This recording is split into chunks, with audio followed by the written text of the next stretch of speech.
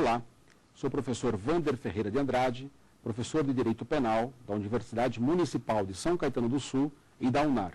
Estou aqui na companhia de David, Raíssa e Ana, estudantes de Direito, que vão também fazer parte dessa aula, onde trataremos sobre crimes de trânsito, mais especialmente do crime de omissão de socorro, do crime de fuga do local de acidente e do crime de embriaguez no trânsito. Um dado importante que nós queremos lembrar a você é que há um e-mail para a nossa comunicação e, para tanto, eu peço para que você anote saberdireito@stf.jus.br. Quando encaminhar o seu e-mail, identifique o professor, identifique o tema também que será tratado para que o programa TV Justiça possa responder ao seu questionamento e levar a resposta à sua pergunta. Na aula passada, nós tratamos dos dois mais importantes crimes do Código de Trânsito, assim sendo o crime de homicídio culposo na direção de veículo automotor, o crime de lesão corporal culposa na direção de veículo automotor. Eu digo os crimes mais importantes porque os crimes que têm as maiores penas, em que pese, vamos verificar em breve, ainda na aula de hoje, um delito que tem pena muito elevada e que, naturalmente, também tem o seu relevo, que é o crime de embriaguez no trânsito. Mas há uma diferença muito importante entre esses dois primeiros e os três que nós veremos hoje. Reparem uma coisa, que os dois crimes que estudamos na aula anterior são crimes que, na classificação dos delitos, recebem a rotulação de crimes de dano. O que é um crime de dano? Crime de dano é aquele cujo sacrifício do bem jurídico é exigível para a consumação do crime. Exemplificando, para haver a consumação do crime de homicídio, é preciso que o bem jurídico, vida humana, sofra uma agressão. No caso da lesão corporal culposa, qual é o bem jurídico tutelado? O bem jurídico é a integridade física, é a saúde do agente. De tal sorte que, na condução de um veículo automotor, eu venho a ferir determinada pessoa, está ali consumado o crime de lesão corporal culposa. Mas esse componente de azar, do qual nos fala Zaffaroni, qual seja, a produção do resultado lesivo, é totalmente necessário, é imprescindível para que ocorra o crime culposo, tanto na primeira modalidade, quanto na segunda hipótese, tanto no artigo 302, quanto no artigo 303. Os crimes que nós vamos falar daqui para adiante, doravante, não são crimes culposos, são crimes, todos eles, dolosos, cujo elemento subjetivo do tipo, ora será o dolo direto, ora será o dolo direto ou eventual. Mas lembra que eu falei? O crime de homicídio culposo e o crime de lesão corporal culposa são crimes de dano. Repetindo, exigem para sua consumação o sacrifício do bem jurídico, o atingir o bem interesse. Quando a vida humana é atingida, temos consumado o crime de homicídio culposo. Quando a integridade física é atingida, temos consumado o crime de lesão corporal culposa. Pergunto aos senhores, e o crime de omissão de socorro, que é o que primeiro iremos estudar? E o crime de fuga do local de acidente, que logo em seguida haveremos de comentar? E o crime de embriaguez? Esses crimes são classificados como crimes de dano? Não. Eles são classificados como crimes de perigo. Ou seja, para a sua consumação, não há necessidade do sacrifício do bem jurídico. Não há necessidade da destruição ou do atingir do bem jurídico. Basta tão somente que o bem jurídico seja colocado em uma situação de risco. Só é necessário, portanto, que o bem jurídico fique exposto a um perigo, e aí nós vamos discutir a natureza desse perigo. A doutrina se digladia quando trata da distinção entre crimes de perigo concreto e crimes de perigo abstrato. O que é isso mesmo, professor? O que é um crime de perigo concreto? O que é um crime de perigo abstrato? Crime de perigo abstrato é aquele que não exige uma real situação de perigo. Ele se conforma com um perigo imaginado pelo legislador. Ele se conforma com uma situação de perigo presumida pela lei. E aí é que vem a grande questão. Porque a doutrina, quase que de uma forma unânime, quase que de um modo único assinala na seguinte direção: os crimes de perigo abstrato não mais podem existir, não mais podem coexistir na ordem jurídica vigente. Por que não podem, professor? Porque o crime de perigo abstrato, número 1, ele viola princípios constitucionais implícitos, como é o caso do princípio da lesividade. No crime de perigo abstrato, não houve lesão ao bem jurídico. Nem há lesão, porque a lesão é presumida. Nesse sentido, haveria uma inconstitucionalidade na criação de um crime de perigo abstrato. Mas não somente por isso. A reforma de 84, que submeteu o Código Penal a uma profunda reformulação de seus dispositivos e de seus postulados, fundamenta a responsabilidade criminal no juízo de culpabilidade, quer dizer, o juízo de censurabilidade da conduta, o juízo de reprovação da conduta. Assim sendo, fundamentada a responsabilidade penal na culpabilidade, o entendimento que se tem é que eu não posso adotar um crime de perigo abstrato, porque o crime de perigo abstrato estaria agredindo a ideia de culpabilidade, a ideia de perquirição da responsabilidade criminal, na medida em que a responsabilidade penal é admitida a priori, a prioristicamente. Então, há esse entendimento. Há outros fatores e outros argumentos contrários aos crimes de perigo abstrato, mas, repito, praticamente toda a doutrina pátria, quando se debruça a respeito dos crimes de perigo abstrato, vai caminhar no sentido de dizer que tais delitos foram rechaçados, banidos do ordenamento jurídico penal.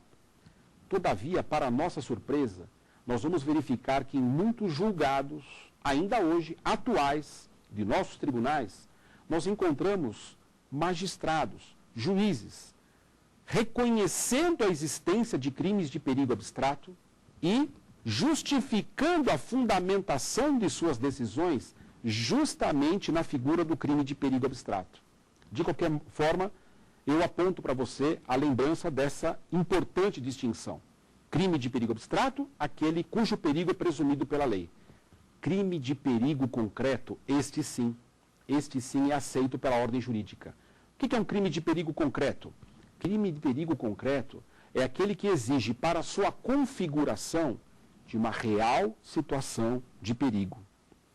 Havendo, portanto, a real situação de perigo, haveria de se reconhecer o crime de perigo concreto. Temos para nós, portanto, que o primeiro crime que iremos estudar, o crime de omissão de socorro, deve ser interpretado de forma consentânea com a Constituição Federal como um crime de perigo concreto. Ou seja, só haverá o crime de omissão de socorro se houver uma real situação de perigo. Exemplifico. Eu atropelei determinada pessoa, fugi, pratiquei crime também de omissão de socorro? Cuidado, você está caindo na minha armadilha. Estou induzindo você a responder que sim. Quando, na verdade, na aula anterior, eu já disse a você que quando o motorista atropelante provoca uma lesão e foge, ele tem uma causa de aumento de pena, chamada omissão de socorro. Ora, se eu aplicar a causa de aumento de pena prevista no artigo 302 do Código de Trânsito Brasileiro, como causa de aumento de pena, e também aplicar o crime de omissão de socorro do artigo 304, eu estou aplicando um bis in idem odioso, que o direito penal rechaça e que ele é totalmente refratário à sua aplicação. Nesse sentido, você me pergunta, professor, então quem é que responde pelo crime do artigo 304 do Código Penal? Quem é que pode praticar isoladamente o crime de omissão de socorro? Esse foi um dilema do Código de Trânsito quando de sua primeira vigência. Houve uma discussão, houve autores que chegaram a dizer que estávamos diante de um tipo penal natimorto, na medida em que o legislador tinha sido tão infeliz ao dizer que, de um lado, a omissão de socorro era causa de aumento e agora era um crime. Há que se preferir um ou outro. Todavia, essa discussão se aprofundou e essa dúvida foi dissipada. Vejam que a redação do artigo 304 diz o seguinte: deixar o condutor do veículo, na ocasião do acidente, de prestar imediato socorro à vítima. Portanto, o que a doutrina acabou solucionando foi indicar quem é o autor desse crime, quem é o sujeito ativo do crime de omissão de socorro. A conclusão que podemos chegar, e não pode ser outra, é a seguinte: o autor desse crime não pode ser o atropelante que foge. Porque o atropelante que foge, já vimos, recebe um tratamento mais severo do direito penal, à guisa de uma ideia de causa de aumento de pena. Quem é, portanto, o sujeito ativo do crime de omissão de socorro do artigo 304? Qualquer outro condutor de veículo que tenha participado do acidente, que tenha se envolvido no acidente, mas que não tenha sido a causa, que não tenha sido o causador daquele acidente. Este, sim, será responsabilizado pelo crime de omissão de socorro, caso venha, no nosso exemplo, podendo prestar auxílio, negado tal assistência. Por que eu frisei podendo fazê-lo? Porque o Código de Trânsito, seguindo a tradição do entendimento já consolidado a respeito da omissão de socorro, não nos esqueçamos que nós já temos no Código Penal o crime de omissão de socorro. Ele está no artigo 135 do Código Penal. E você me pergunta, professor, o que é mais grave? Praticar uma omissão de socorro do Código Penal ou praticar uma omissão de socorro do Código de Trânsito? Como você já tem visto em aulas anteriores, a tendência do Código de Trânsito é tratar com maior rigor as condutas praticadas no ambiente de trânsito. Não é à toa que a pena do Código de Trânsito está prevista de 6 meses a 1 ano. 6 meses a 1 ano. Enquanto no Código Penal é de 1 mês até 6 meses ou multa.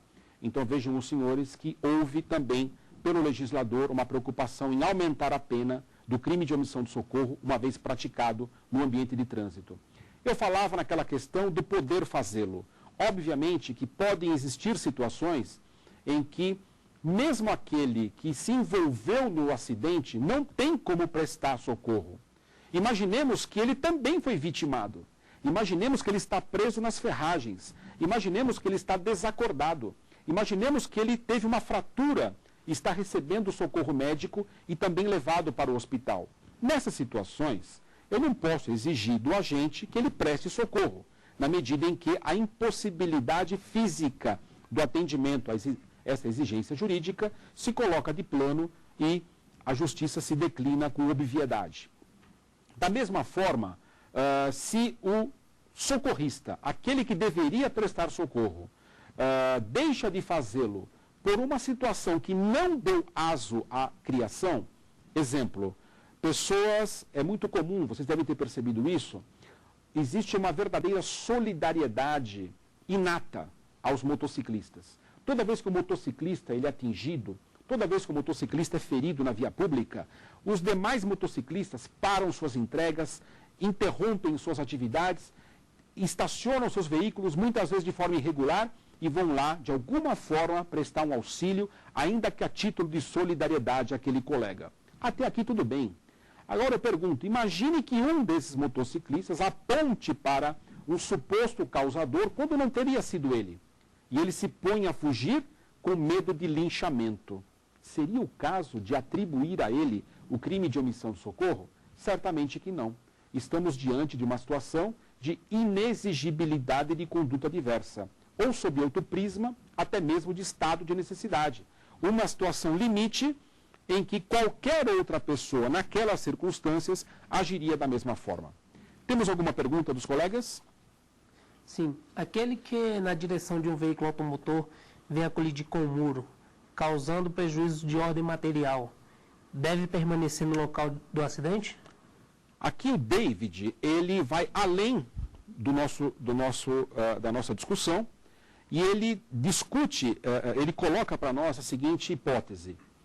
Além de deixar a pessoa, se a pessoa foge, não por força do socorro que não quer prestar, mas por força da intencionalidade de fugir e de se evadir da obrigação de ordem civil, do dever de reparar o dano.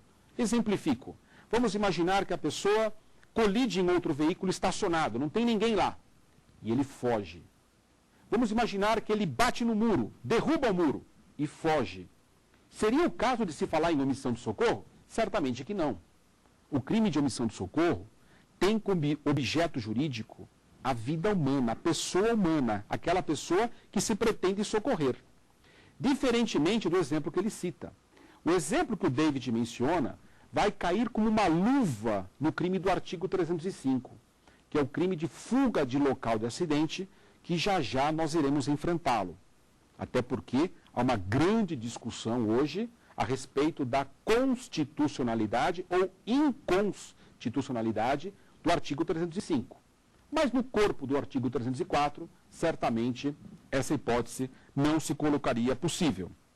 Vamos deixar claro, portanto, que o crime de omissão de socorro é um crime que se classifica como um delito omissivo puro, também chamado pela doutrina de omissivo próprio, querendo dizer com isso que não há outra forma de cometê-lo, a não ser por uma inação, a não ser por não fazer, dirigido a uma finalidade típica, qual seja não prestar socorro. Vamos ainda lembrar que, como eu dizia há pouco, para que um crime de trânsito possa existir, é preciso haver a conjugação de dois elementos indispensáveis. Número 1, veículo automotor. E, para tanto, o Código de Trânsito, no seu artigo 2º, ele vai falar o que é veículo automotor. E vai também falar, no anexo 1 do Código de Trânsito, o que ele considera veículo automotor. Em síntese, podemos afirmar que veículo automotor é todo aquele que pode ter a sua propulsão acionada por elemento motorizado, cujo conceito ainda é insatisfatório. Mas eu posso albergar nessa ideia todos os carros, todas as motocicletas, exceção feita a bicicletas motorizadas, exceção feita a ciclomotores cuja cilindrada vá até 50. Até 50 cilindradas para baixo, o entendimento do Código de Trânsito é que tais veículos não devem ser entendidos como veículos automotores para efeito da incidência do Código de Trânsito. Tanto é verdade isso, que para dirigir uma mobilete, um veículo de mais baixa cilindrada, 50 ou abaixo, não se necessita sequer permissão para dirigir ou habilitação. Basta uma autorização, que é um ato administrativo muito mais simplificado, com maior sumariedade do que, certamente, a permissão para dirigir ou a carteira de habilitação. Vamos lembrar também a questão do risco pessoal. No crime de omissão de socorro existe um limite, que é o risco pessoal. Imagine, por exemplo, que alguém caiu numa ribanceira. O crime de omissão de socorro me obriga a ter que descer e socorrer a pessoa lá embaixo? Não. O crime de omissão de socorro, ele tem um limite que é o risco pessoal. E ele exige do agente que ele atue no limite possível, no limite da possibilidade. Quer dizer, basta que ele ligue para a autoridade pública, que ele acione o corpo de bombeiros, que ele acione a polícia, que ele se empenhe para que não ocorra a lesão. Esse é o objetivo do crime de omissão de socorro. Eu disse há pouco que o crime de omissão de socorro deve ser compreendido como crime de perigo concreto. O direito penal francês usa uma expressão que me agrada, que é o chamado delito obstáculo, crime obstáculo. Quer dizer com isso que o crime obstáculo ele foi previsto na norma para evitar que um dano maior ocorra. Certamente, se eu presto socorro a determinada pessoa, muito provavelmente uma lesão que poderia se agravar não acontecerá, ou mesmo o evento morte deverá de existir, se porventura o socorro for pronto, for integral, for efetivo. É bem verdade que muitas vezes a morte sobrevém mesmo com socorro. No entanto, esse dever de solidariedade humana se impõe a partir da redação legislativa. Mas o maior problema do crime de omissão de socorro não é nenhum dos que nós mencionamos até agora.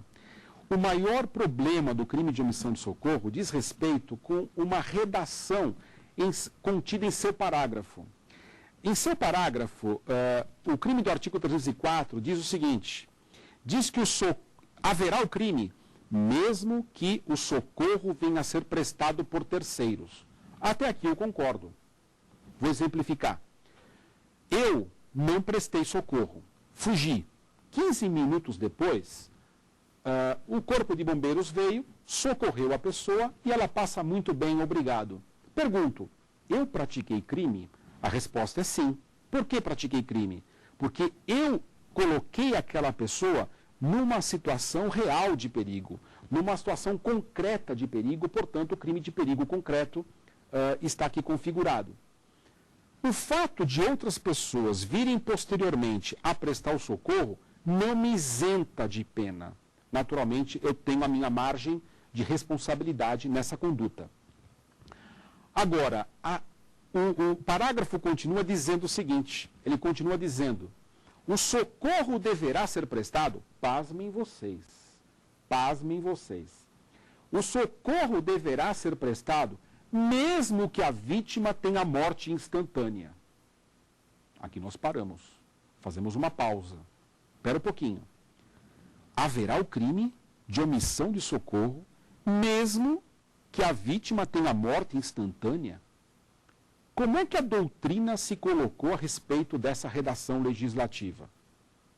O professor Luiz Flávio Gomes disse o seguinte, redação incompreensível, figura absurda. Olha o que disse Guilherme de Souza Nutti. Guilherme de Souza Nutti diz, não se socorre cadáver. René Arialdotti disse, crime impossível. Mas eu gosto especialmente da expressão formulada por Heleno Cláudio Fragoso. Fragoso diz o seguinte, a norma não se sustenta. E realmente, cá entre nós, a norma não se sustenta. Eu disse há pouco que o objeto jurídico do crime de omissão de socorro é a pessoa humana viva. O crime de omissão de socorro existe, a razão de ser, a ratio desse delito existe exatamente para proteger a vida humana. Ora, quando o legislador prevê a obrigatoriedade do socorro de um cadáver, temos aqui uma irracionalidade legislativa. É o que eu denomino essa situação. Eu cheguei a ver uma tese sedutora de um autor que dizia o seguinte, não, sabe o que o legislador quis fazer aqui? Ele quis que houvesse respeito aos mortos. Vejam, e ele caminha no sentido de confirmar que o Código Penal tem um dispositivo, vários artigos que cuidam do sentimento aos mortos, do respeito aos mortos, e de fato, há crimes de vilipêndio a cadáver, ocultação de cadáver, destruição de cadáver, tantos outros, né, que dizem respeito às próprias reuniões onde se cultuam o rito funerário, tudo isso tem que ser respeitado, e o Código Penal preserva a necessidade de acatamento a esse sentimento derivado das famílias. De fato, um cadáver não pode ser tratado como res nullius, como coisa de ninguém. Um cadáver não pode ser tratado como res derelicta, como coisa abandonada. Não pode ser tratado com res desperdita, coisa perdida. O cadáver tem um profundo significado ético-jurídico e, como tal, ele deve ser respeitado. Daí a dizer que o crime de omissão de socorro deve proteger o cadáver, vai uma longa distância. Primeiro, porque temos a questão da interpretação restritiva. Estaríamos aí fazendo uma extensão abominável. Segundo, estaríamos fugindo da interpretação teleológica, da finalidade da norma, o que também é inaceitável. Por último, não estamos aqui tentando justificar uma tragédia grega, escrita por Sófocles, quando trata ali do dilema de Antígona e Creonte, se deve ou não sepultar o cadáver. Não é isso que está em jogo. O que está em jogo é a configuração do crime de omissão de socorro. Agora, se vocês me perguntarem a minha opinião do porquê que o legislador criou essa figura horripilante, eu vou tentar ajudar o legislador. O legislador quis dizer o seguinte, ele quis dizer, na linha do que o ministro Gilmar Mendes já havia dito, que não cabe ao autor de crime se debruçar sobre a questão e procurar saber se a vítima está ou não morta. O ministro Celso de Mello também se pronunciou a esse respeito, afirmando que cabe ao médico ao especialista médico dizer se a pessoa está ou não morta. Portanto, na dúvida, deve haver o socorro. Esse é o ponto fulcral dessa questão, mas fica aqui a nossa crítica acendrada ao legislador. Temos aqui algum questionamento? Tem. Professor, aquele que deixa de prestar socorro pelo temor de ser linchado, ele pratica algum crime de omissão de socorro no trânsito? A Ana pergunta se aquele que deixa de prestar socorro por uma causa máxima, por uma situação limite, como, por exemplo, o risco de sofrer um linchamento, pratica ele o crime? Nós já devemos ter tocado nessa questão quando apontamos que não pratica em tese, porque estaria ele diante de algumas situações jurídicas, de alguns contextos jurídicos que o protegem. Seria a hipótese em tese do estado de necessidade, seria a hipótese em tese da inexistência de culpabilidade, mercê da não configuração, da configuração da inexigibilidade de conduta diversa. Seriam duas hipóteses para esse questionamento. Muito bem. Deixando o crime do artigo 304, nós avançamos para o 305 e entramos na seara que o David já tinha sugerido, da fuga de local de acidente. Olha o que diz o artigo 305, também numa redação assustadora.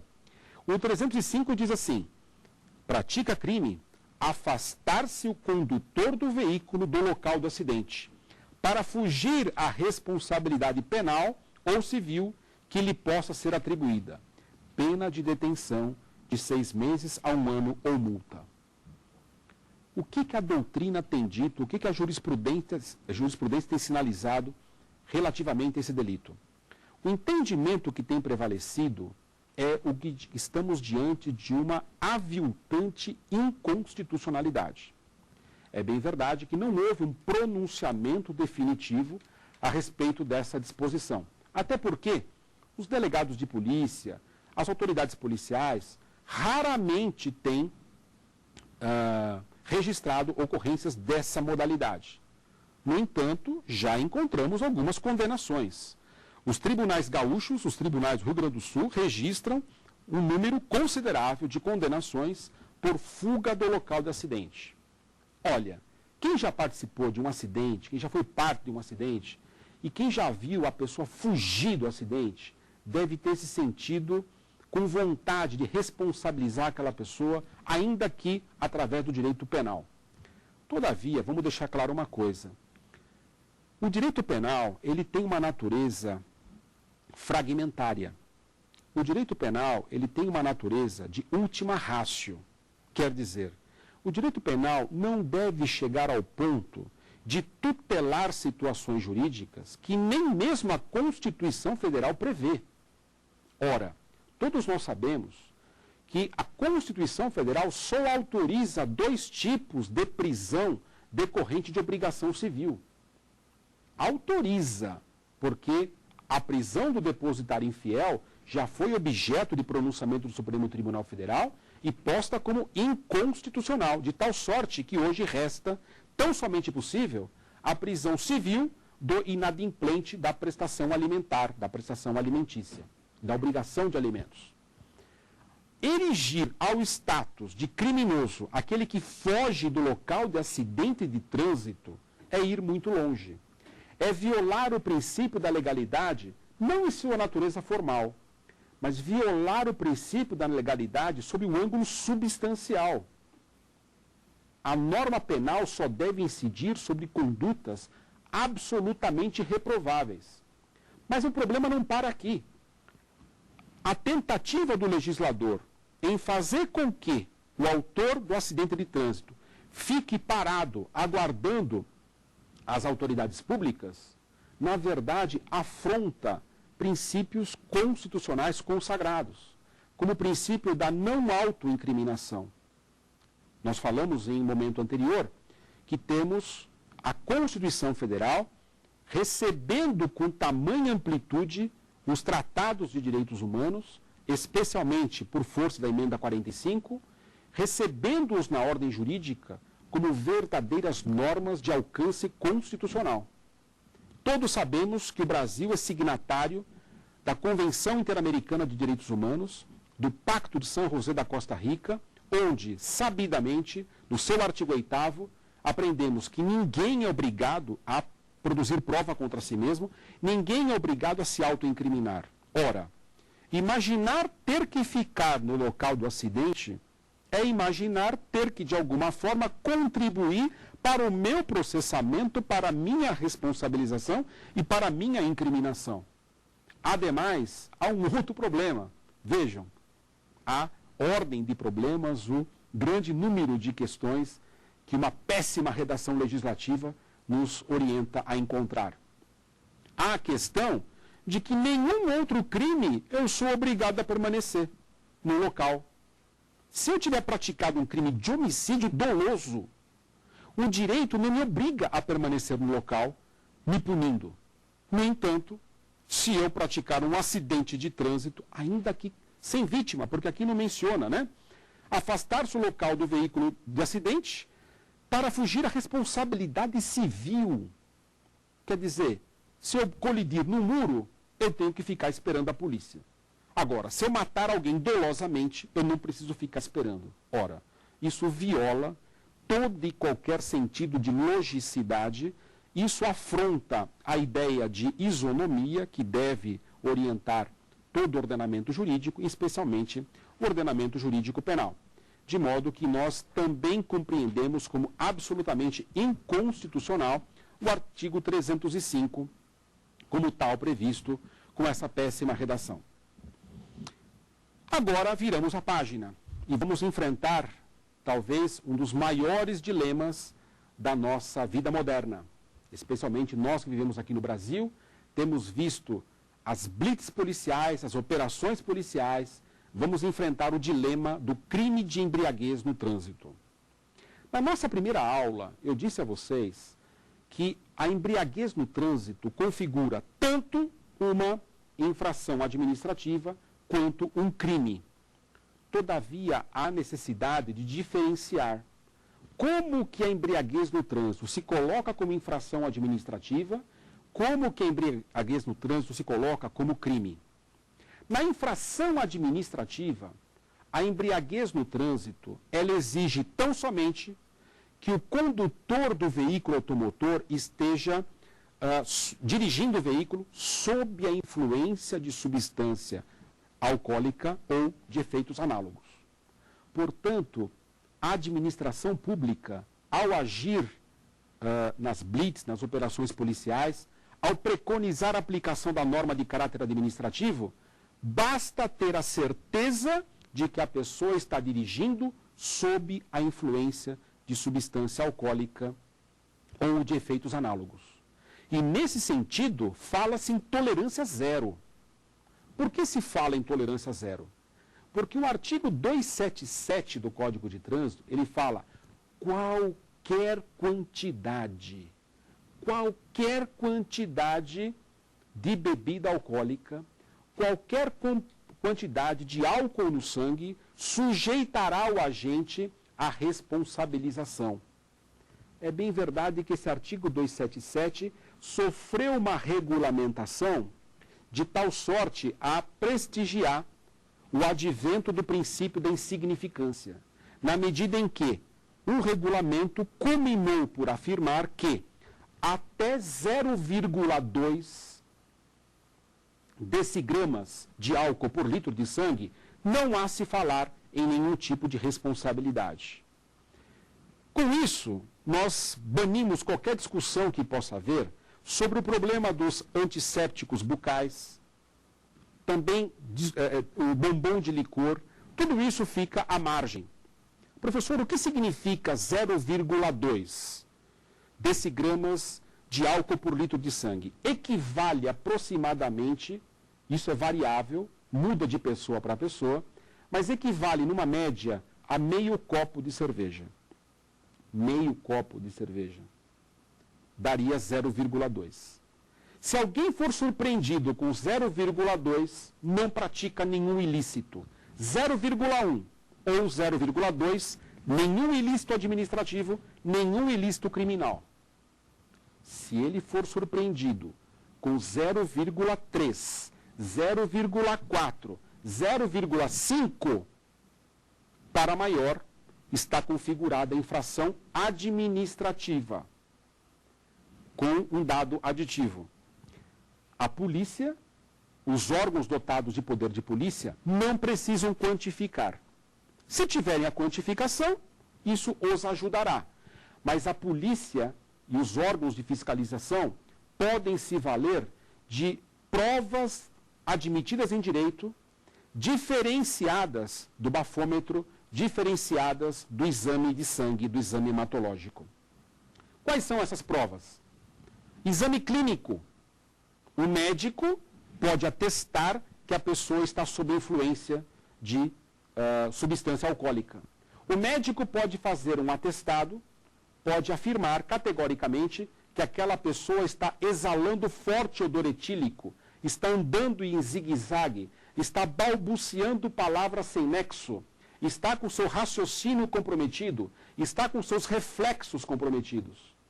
Se o médico atesta isso num relatório clínico, esta prova é suficiente para impor as sanções administrativas de trânsito. Não somente o exame clínico, mas, como eu disse na primeira aula, a prova testemunhal. O testemunho de um policial, o testemunho de pessoas que estejam ao redor da abordagem policial, a título de exemplo, também é válido para corroborar a ideia de que houve uma infração de trânsito. Há quem diga que essa é uma medida inconstitucional, porque, de alguma forma, estaria a presumir o estado de embriaguez. Repito, não se exige embriaguez. A norma administrativa não exige embriaguez. A palavra embriaguez significa um estágio avançado da alcoolização, que para o Código de Trânsito só vai existir a partir do 0,6. Portanto, com menos que 0,6, haverá sim infração administrativa e as medidas administrativas já se impõem. Quais são elas? Aplicação de multa, R$ 957,50, quase R$1.000. Recolhimento da carteira de habilitação, proibição de dirigir por 1 ano, retenção do veículo até a entrega para a pessoa habilitada em condições de dirigir o veículo e ainda 7 pontos na carteira. Portanto, essas são as sanções administrativas. Vejamos o crime. O crime é totalmente diferente. O crime exige quantificação, prova quantificada. E eu caminho na direção de outros autores para, ombreadamente a eles, afirmar também que, mais do que isso, é preciso a prova de um perigo concreto indeterminado. O que é isso, professor? O senhor falou de perigo abstrato e falou de perigo concreto. Não falou de perigo concreto indeterminado. O que vem a ser isso? Veja, o perigo abstrato é presumido, esse é rechaçado, esse não pode ser fundamento de nenhum tipo de responsabilidade criminal. O perigo concreto exige a prova de uma real situação de perigo. Por exemplo, eu teria que provar que uma pessoa embriagada quase atropelou alguém. Então eu teria ali a possibilidade de prendê-lo na medida em que houve uma real situação de perigo. O crime de perigo concreto indeterminado, ele é um meio termo entre o crime de perigo abstrato e o crime de perigo concreto. Ele exige a prova de uma condução perigosa, de uma condução anormal. Quer dizer, uma pessoa embriagada, 0,6 comprovado, ou por exame de sangue ou por exame do etilômetro, também chamado de bafômetro. E aqui temos essa condicionante. Já que o legislador exigiu quantificação, não vale a prova testemunhal e não vale o exame clínico feito por médico. Por que não vale, professor? Porque estamos falando de um crime de perigo concreto indeterminado, cuja elementar do tipo fala em quantificação. Portanto, só se sujeitará ao crime 2 tipos de pessoas. Quais são elas? O desinformado, que se sujeitar ao exame de sangue, ou ao exame do bafômetro, e ao informado, que, sabendo disso, queira participar do exame de sangue ou do exame do bafômetro. Qualquer outra pessoa que se coloque na seguinte situação: não vou assoprar o bafômetro, não vou ao IML, não vou fazer exame de sangue. Essa pessoa está exercendo o direito fundamental de não se autoincriminar. Essa pessoa está exercendo o direito fundamental de não produzir prova contra si mesma, direito esse albergado, consolidado, reconhecido por nossa ordem constitucional. Essa é a solução para o problema que estamos aqui mencionando. Alguém diria: professor, mas essa questão da quantificação, essa questão da quantificação não é um dado aleatório? Não, não é um dado aleatório. Andou mal o legislador ao prever esse dado. Mas o dado é científico. Os países civilizados adotam o mesmo parâmetro, senão exato, similar.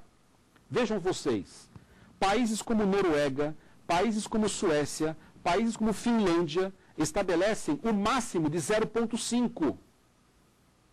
Existem países na Europa que chegam a preconizar o máximo de 0,2. E na Colômbia, nossa vizinha aqui, na Colômbia a tolerância é zero, absolutamente zero. Nos Estados Unidos, a tolerância é de 0,8.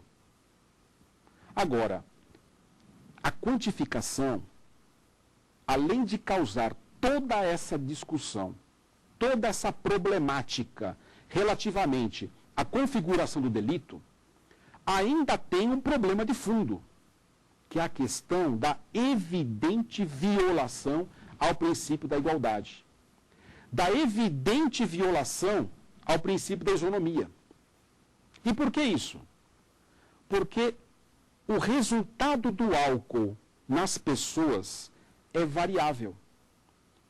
Ele muda de homem para homem de acordo com a sua compleição física, de acordo com o seu estado de saúde, de acordo com a utilização ou não de remédios.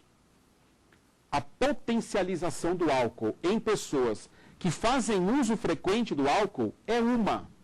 A de pessoas que raramente bebem é outra. Como diz o professor Luiz Flávio Gomes, o álcool bate forte em mulher e não bate tão forte em homem. Isso é provado cientificamente. Dados e estudos feitos pela Unifesp, Universidade Federal de São Paulo, dizem que para que o homem possa chegar a 0,10, ele tem que tomar 5 copos de cerveja. Uma mulher chega em 0,10 com menos de 4 copos.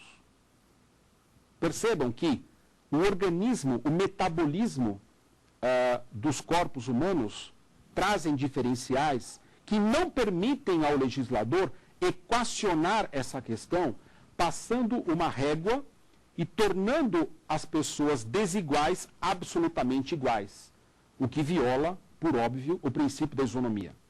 Não somente isso. Há questões de fundo, como, por exemplo, se a pessoa ingeriu ou não alimento. Se a pessoa ingeriu outro tipo de bebida alcoólica, a mistura que pode ocasionar resultados diversos a partir dessa mesma experimentação. Enfim, há diversos componentes possíveis de questionamento. Professor, e no direito comparado, como que os países tratam dessa questão? Vejam só, curiosidade. Na Noruega, se um condutor for flagrado embriagado, o condutor perde a carteira por 1 ano, ele é preso por 3 semanas e o trabalho na cadeia é obrigatório. É bem verdade que será também aplicada uma pena pecuniária, e essa pena pecuniária, que não é fiança, é dinheiro, é multa, ela será aplicada proporcionalmente à renda do infrator. Nos Estados Unidos, professor, bom, nos Estados Unidos nós temos que levar em consideração que o modelo norte-americano é um modelo federativo rígido, no sentido de prestigiar a legislação estadual. Quer dizer com isso que cada estado tem uma legislação de trânsito. Mas, na média, nos Estados Unidos, nós vamos afirmar o seguinte: se o condutor, nos Estados Unidos, recusa o teste de bafômetro, a embriaguez é presumida existente. Ele é preso, tem o veículo apreendido, tem a carteira de habilitação apreendida e a pena dele será idêntica à da pessoa reprovada num teste de bafômetro. Então vejam os senhores, o país da Estátua da Liberdade, o país dos direitos fundamentais, o país da única Constituição desde sua origem, preconiza como presunção absoluta de embriaguez a pessoa que se recusa a fazer o exame de bafômetro. Portanto, lá tanto faz usar ou não o bafômetro, né? Se você é advogado nos Estados Unidos, seu cliente perguntar para você, estou numa blitz, assopra ou não assopra o bafômetro? Diz para ele, tanto faz, né? Eu diria até que se assoprar é melhor, porque se você assoprar e não tiver o 0,8, vida longa. Mas se você não assoprar nos Estados Unidos, você será tido como pessoa embriagada e receberá a pena da pessoa embriagada. Na França, como funciona? Interessante a saída do modelo francês. O motorista que se recusa a assoprar no bafômetro, ele é obrigado a fazer o exame de sangue. O exame de sangue é recolhido a fórceps, é recolhido à força. O país das liberdades públicas, a França, o país que se revoltou, a famosa Revolução Francesa, obriga ao exame de sangue e existe uma política na França, uma meta das autoridades públicas, de fazer com que 1/3 de todos os motoristas franceses sejam frequentemente submetidos ao exame do bafômetro. Essa é a meta francesa.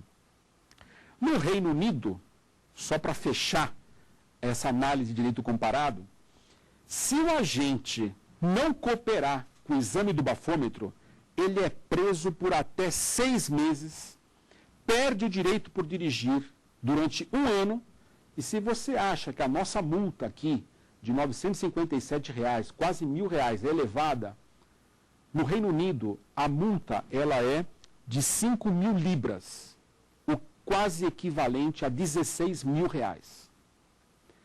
O que demonstra isso? Demonstra que toda a ordem internacional se preocupa com a questão da embriaguez. Porque dados e estudos apontam, e no Brasil isso é uma referência, em torno de 70% dos acidentes de trânsito, peguemos aquele dado, o Brasil tem 1,5 milhão de acidentes de trânsito. Desse 1,5 milhão, 70% dos agentes estavam, de uma forma ou outra, envolvidos numa questão de embriaguez. Ou embriagados, ou sob a influência de bebida alcoólica, ou dado semelhante. Daí a necessidade da reprimenda legal. Ninguém se opõe, nem pode se opor. Esse é um fenômeno, como mostramos, globalizante. Em qualquer país do mundo, há uma reprimenda severa para o condutor que se coloca na direção de um veículo automotor de forma perigosa. Ele está a gerar perigo concreto, ainda que de natureza indeterminada. Todavia, nosso legislador andou mal, como mostramos aqui. Andou mal no artigo 304, quando previu a necessidade de socorrer vítima de morte instantânea. Andou mal no artigo 305, quando estabeleceu a obrigatoriedade de não fugir diante de uma situação de prejuízo de ordem civil, de obrigação de ordem civil.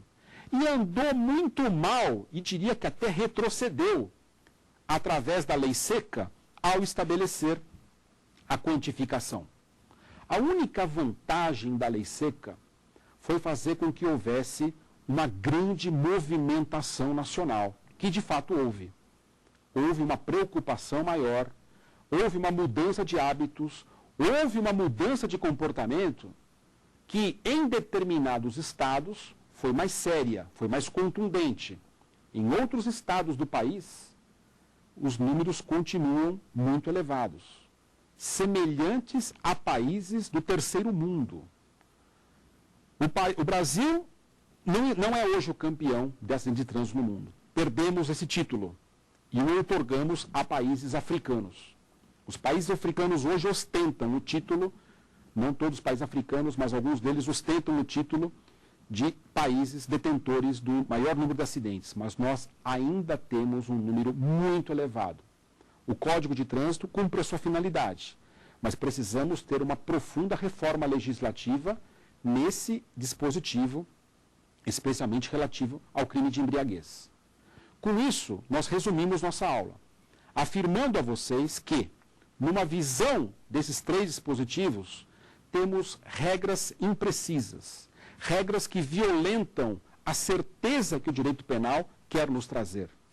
O direito penal não pode ficar à margem da insegurança, à margem da incerteza. As regras penais têm que ser claras, determinadas, objetivas e cumprir a sua finalidade, qual seja, servir de um delito obstáculo, servir de um crime real de perigo, de tal sorte a impedir que pessoas pratiquem essas condutas antissociais indesejáveis. Nós terminamos nossa aula não sem antes lembrar você que temos um e-mail à disposição, o saberdireito@stf.jus.br. E quem quiser rever as aulas pode se dirigir ao site www.youtube.com/saberdireitoaula e convidamos você para a nossa última aula, onde nós vamos discorrer sobre os demais crimes de trânsito. Percebam que na aula de hoje nós falamos do artigo 304, 305 e 306, respectivamente, omissão de socorro, fuga do local de acidente, embriaguez no trânsito. Nós falaremos nas próximas aulas sobre o crime de dirigir sem estar habilitado, sobre o crime de fraude no trânsito, enfim, sobre os últimos delitos que encerram a parte especial do Código de Trânsito. E esse convite que nós estendemos a você, nos colocando à sua disposição para eventuais dúvidas e quaisquer esclarecimentos. Um abraço e até lá.